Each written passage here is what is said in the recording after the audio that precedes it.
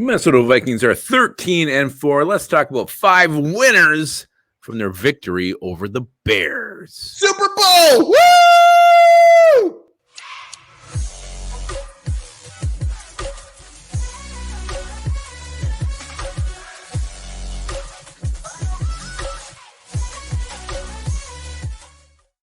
Welcome back to Onebar and Lupagus show. I'm Lupagus. Here's Onebar. Minnesota Vikings are 13-4. They defeated the Bears today. What was the final? 29-13 and an ass kicking. We're going to talk about 5 winners from that game. Boom. 5. Yes. Before we get into that, remember, grab yourself a Lift Bridge brew.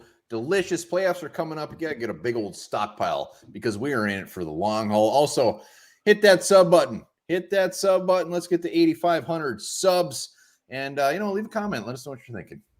Absolutely. So let's talk about 5 winners from the game. Minnesota Vikings win again 29-13 in a game where the Bears had everything to lose. Vikings had everything to win. Actually, they didn't, but they still won this thing by 16 points. The most convincing win they've had since early September.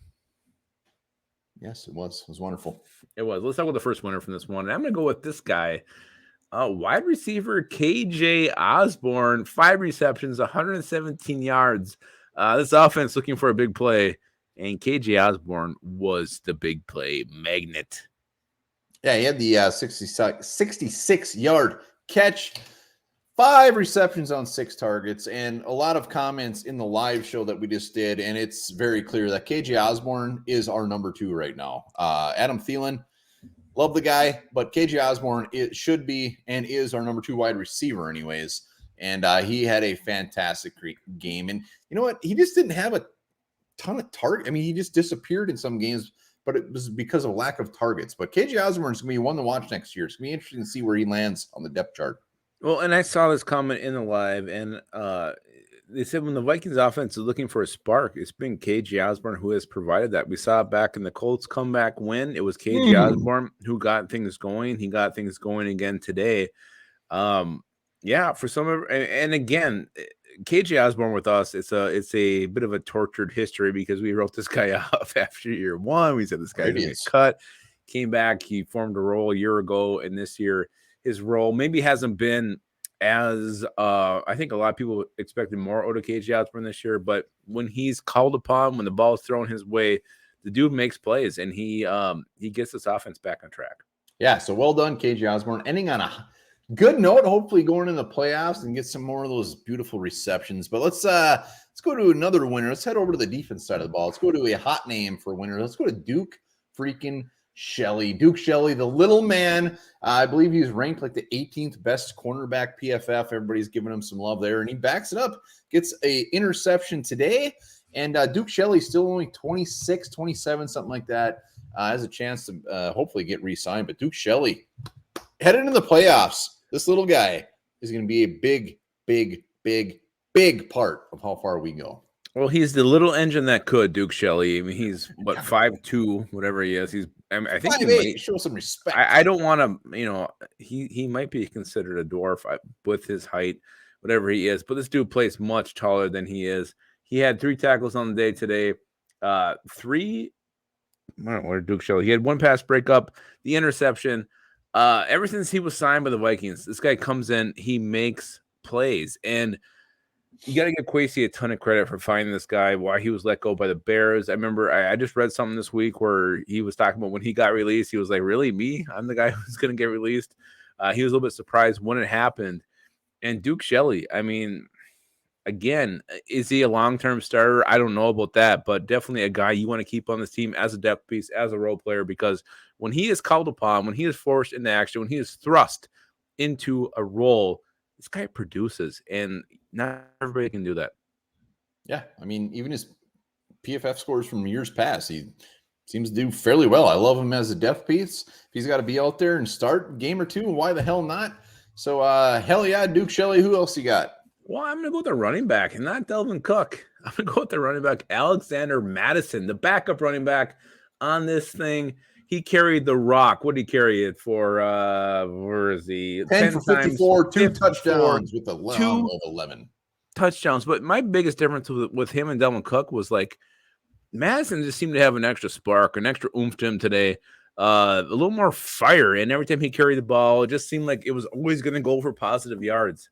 So Alexander Madison, it's curious what the Vikings will do in the offseason when it comes to Cook, Madison, Chandler, and Gwangwu, who's going to be the core moving forward. But Madison made a case for himself today. He's made a case for himself for the last couple of years. He's going to be our starting running back next year. Madison, well done. Rip shit up. It ain't sexy, but he gets those tough ass yards. I love it. Next up, let's stay on the offense side of the ball. Winner, Kirk Cousins, baby. Kirky. Woo!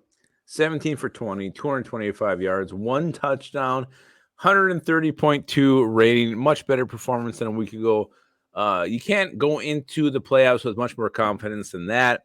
The only hang up was with the play clock today. He was getting so frustrated. Kirk Cousins, should have been. You saw him just be like, what the? Like many times when the thing was ticking down, he just kind of was like, what the hell is going on? But the dude was on point today, and you can't argue that. Yeah, and that goes back to Chris Reed. It goes back to somebody other than Kirk Cousins.